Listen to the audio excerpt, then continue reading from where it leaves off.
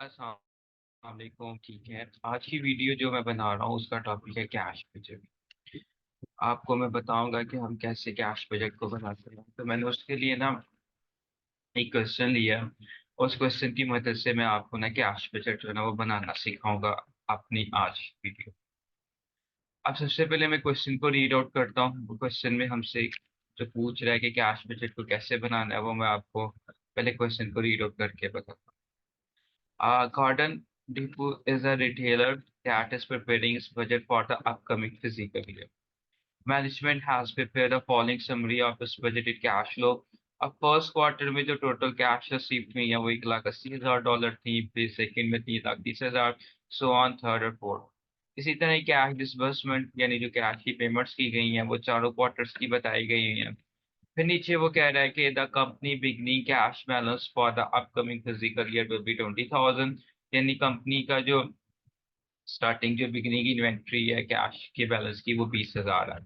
The company require a minimum cash balance of 10,000 में borrow any amount needed from a local bank at a quarterly interest rate of 3%। और company को minimum जो है ना वो cash balance ending में 10,000 चाहिए हर सूरत में। अगर वो पूरा नहीं होता तो कंपनी किसी भी लोकल बैंक से किसी भी क्वार्टर में 3% इंटरेस्ट रेट के हिसाब से जो है ना वो लोन ले सकती है। The company may borrow any amount at the beginning of any quarter and may repay its loan or any part of its loan at the end of any quarter।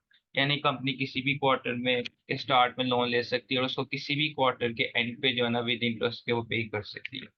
अब interest payment are due on any principal at the time it is repaid, यानी interest भी pay करना है साथ में। For simplicity assume that interest is not computed, यानी एक simple interest होता है और एक कंपाउंडेड इंटरेस्ट होता है। आपने फाइनेंस में पढ़ा तो होगा।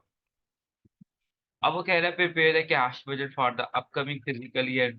अब मैं आपको कैश बजट जो है ना वो बना के दिखाता हूँ, यानी इसमें और जो उससे डेटा बताया हुआ है उसके अकॉर्डिंग।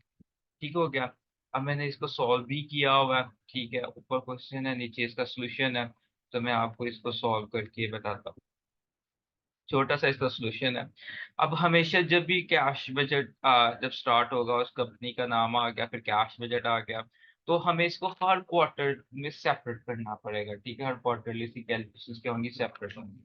ये नहीं हो सकता कि आप एक ही साथ सबको लेके चलें।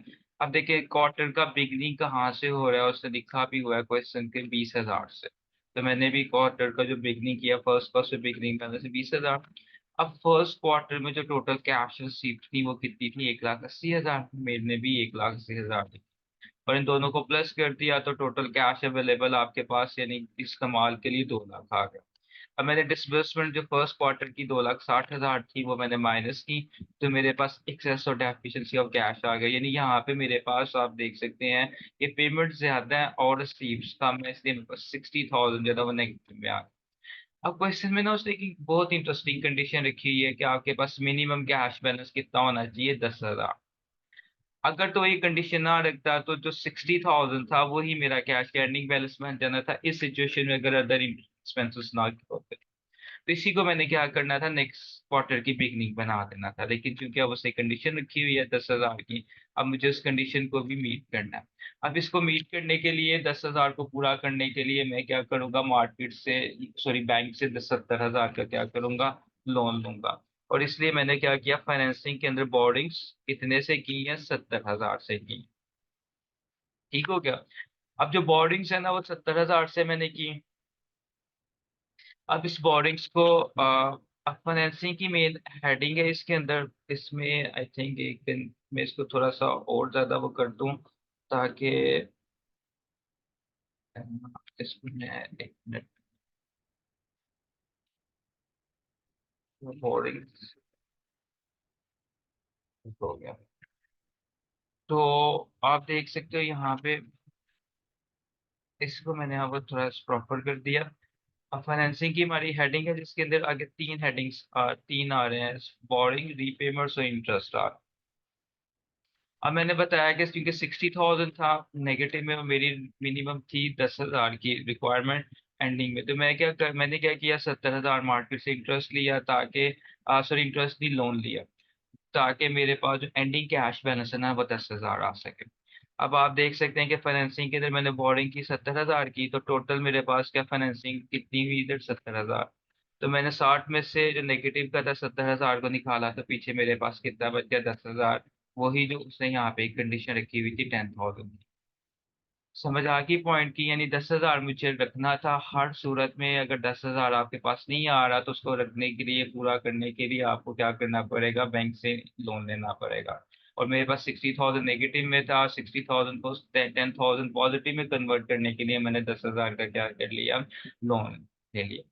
अब मैंने इस जो, अब मेरी रिक्वायरमेंट भी पूरी होगी 10,000 की। अब इसी 10,000 की जो एंडिंग बैलेंस है उसको मैंने नेक्स्ट क्वार्टर की क्या कर दिया, बिगनिंग बैलेंस बना दिया। ठीक हो गया। मैंने इसको नेक्स्ट की क्या कर दिया, बिगनिंग बैलेंस बना दिया। फिर सेकंड क्वार्टर की कैश सिर्फ 30,000 थी, वो मैंने यहाँ पे इसमें ऐड कर दी। तो 3,40,000 कैश अवेलेबल आ गया। नेक्स्ट क्वार्टर की जो डिसबर्समेंट थी 2,30,000, वो मैंने माइनस कर दी। तो मेरे पास कितना आ गया, आपके पास 1,10,000 आ गया पॉजिटिव का, यानी मेरे पास एक्सेस कैश आ गया, यानी मैं इसको कहीं पे भी आगे यूज कर सकता हूँ। चूंकि मैंने पिछले क्वार्टर में 70,000 का लोन लिया था, तो मैं 10, और उसने मिनिमम जो बैलेंस की रिक्वायरमेंट रखी हुई थी 10,000, इसका मतलब है कि अगर मैं 70,000 का लोन को रीपे भी कर दूं विद इंटरेस्ट, तो फिर भी मेरे पास बैलेंस 10,000 से ऊपर ही बचेगा।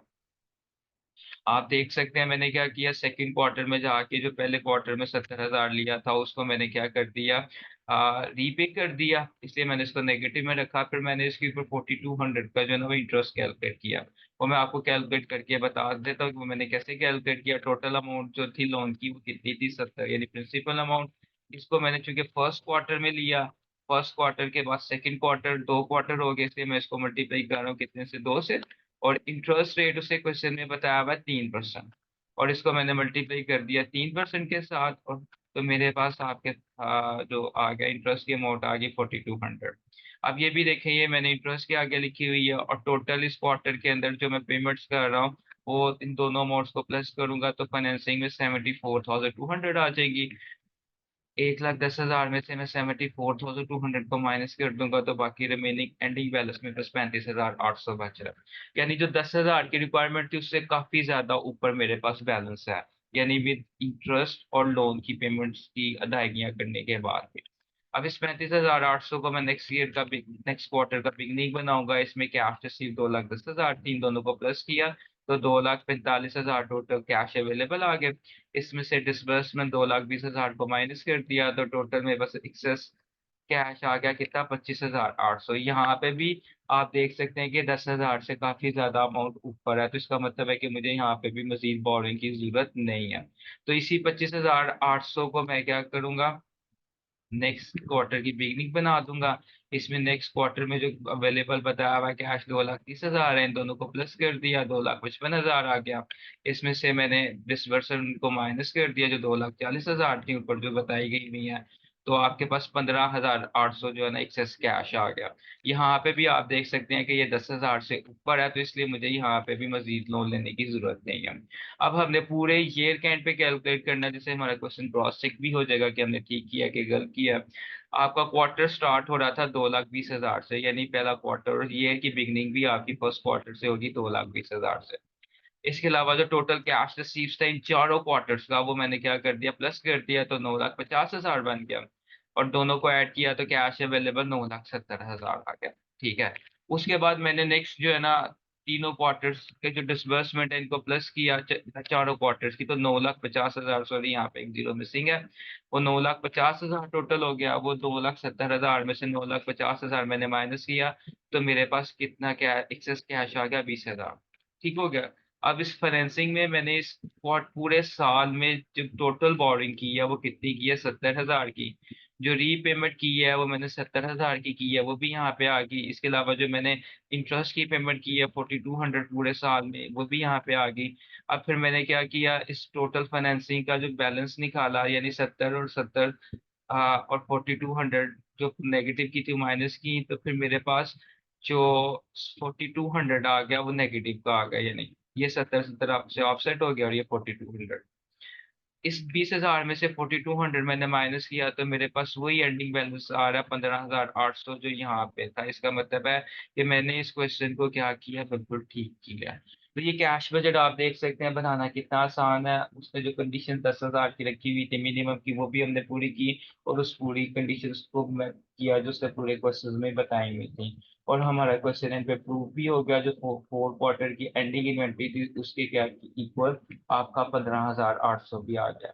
मुझे उम्मीद है आपको इस मेरी वीडियो से काफी हद तक कैश बजट को बनाने में आसानी होगी, और आप इसको मजीद बेहतर तरीके से बना सकोगे अगर आपको पहले इस कैश बजट से प्रॉब्लम आती होगी बनाने में। थैंक यू सो मच आपका मेरी वीडियोस का देखने का। अल्लाह हाफिज।